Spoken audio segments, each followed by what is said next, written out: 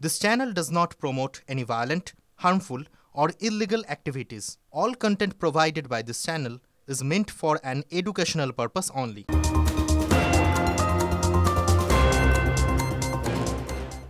দেখুন, খেলার মাঠে জটিলতা কেটে গেছে কৌস্তব বলল, কিন্তু রাজনীতির মাঠে সংসদে 130তম সংবিধান সংশোধনী বিল হিসেবে বন্দিমন্ত্রী অপসারণ বিল পেশ হলেও জয়েন্ট পার্লামেন্টারি কমিটি গঠন এখনো বিষবাও জলে।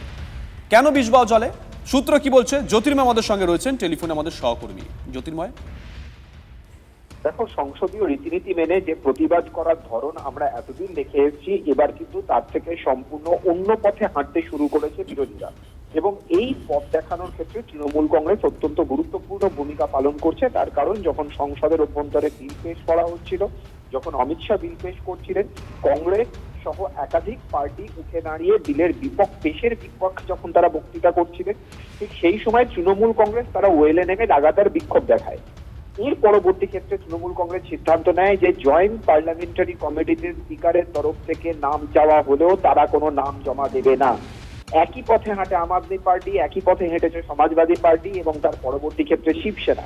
এবার যে খবর আমাদের কাছে আসছে যে কংগ্রেস এবং আরজেডি তারাও নাম না দেওয়ার ভাবনা চিন্তা করছে, আর বিরোধীদের নাম এখনো পর্যন্ত না আসার কারণেই এই জয়েন্ট পার্লামেন্টারি কমিটি এখনো পর্যন্ত গঠন করা সম্ভব হয়নি। ধন্যবাদ। এদিকে নিউ টাউনে ছাত্রী খুনের ঘটনায় দোষী সাব্যস্ত টোটো চালক সৌমিত্র রায়, বড় খবর নিঃসন্দেহে। 6 মাস 19 দিনের মাথায় দোষী সাব্যস্ত। আগামী বুধবার সাজা ঘোষণা। নিশ্চয় মনে আছে আপনাদের, চলতি বছরে 18 ফেব্রুয়ারি নিউ টাউনের লোহাপুলের কাছে পরিত্যক্ত জঙ্গল থেকে 8ম শ্রেণীর ছাত্রীর দেহ উদ্ধার হয়।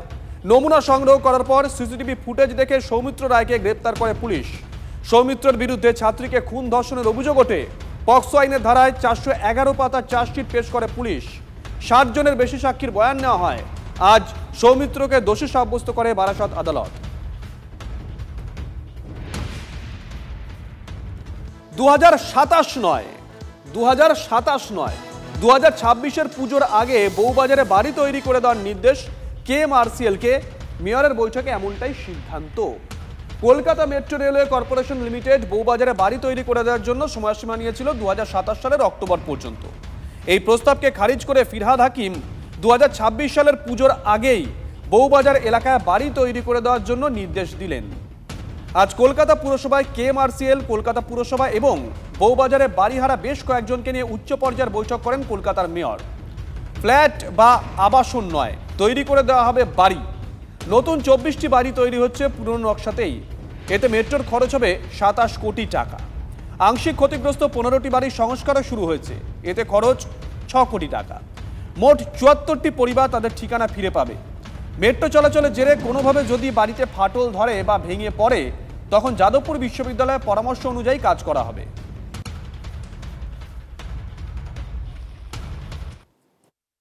এই বিল্ডিং বানানো স্টার্ট হবে, অক্টোবর থেকে শুরু হবে। এটা 6 মাসের মধ্যে যে সাইডের যেখান দিয়ে ঢুকে গিয়ে ওই ভেতরের বিল্ডিংগুলো সেগুলো হয়ে যাবে। তারপরের বিল্ডিংগুলো আরও 3 মাস, অর্থাৎ 6 মাস আর 3 মাস 9 মাস আসছে, মানে অক্টোবর থেকে নিয়ে 9 মাস মধ্যে সব বিল্ডিং কমপ্লিট হয়ে যাবে। আর 3 মাস অন্তর অন্তর আমার কাছে প্রোগ্রেস রিপোর্টটা দেবে। আমাদের ইঞ্জিনিয়াররা যাবে যে ঠিক মতন ওরা যেটা বলেছে প্রোগ্রেস করছে কিনা।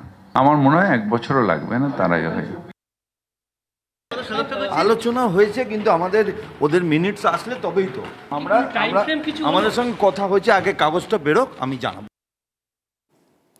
আরও একটা বড় খবরের দিকে নজর রাখতে হচ্ছে। আমেরিকার সঙ্গে শুল্ক যুদ্ধের আবহে নাম না করে ফের ভারতের অবস্থান স্পষ্ট করে দিলেন প্রধানমন্ত্রী। আমার সরকার ক্ষুদ্র উদ্যোক্তা, কৃষক বা গবাদি পশুপালকদের কোনো ক্ষতি হতে দেবে না। যতই চাপ আসুক না কেন, আমরা আমাদের প্রতিরোধ ক্ষমতা বৃদ্ধি করে যাব। আমেরিকাকে নাম না করে জবাব নরেন্দ্র মোদীর। दबाव कितना ही क्यों ना आए, हम झेलने की अपनी ताकत बढ़ाते जाएंगे। নিঃসন্দেহে বড় খবর, কারণ নাম করেননি কিন্তু আমাদের দেশের অবস্থান স্পষ্ট করে দিয়েছেন প্রধানমন্ত্রী। আমার সরকার ক্ষুদ্র উদ্যোক্তা, কৃষক বা গবাদি পশুপালকদের কোনো ক্ষতি হতে দেবে না। যতই চাপ আসুক না কেন, আমরা আমাদের প্রতিরোধ ক্ষমতা বৃদ্ধি করে যাব। আমেরিকাকে নাম না করে জবাব নরেন্দ্র মোদী। दबाव कितना ही क्यों ना आए, हम झेलने की अपनी ताकत बढ़ाते जाएंगे। এদিকে ফের কলকাতায় তৃণমূলের গোষ্ঠীদ্বন্দ্ব প্রকাশ্যে এসেছে। তপসিয়ায় শাসক দলের গোষ্ঠী কাজিয়ায় অশান্তির ঘটনায় গ্রেপ্তার যুব তৃণমূল নেতা। এলাকার কাউন্সিলর বলছেন তিনি ভয়ে আছেন। আর অন্যদিকে নিউ টাউনে দোকান দখলকে কেন্দ্র করে তৃণমূলের দুই গোষ্ঠীর মারামারি, আক্রান্ত তৃণমূল পঞ্চায়েত সদস্যর স্বামী।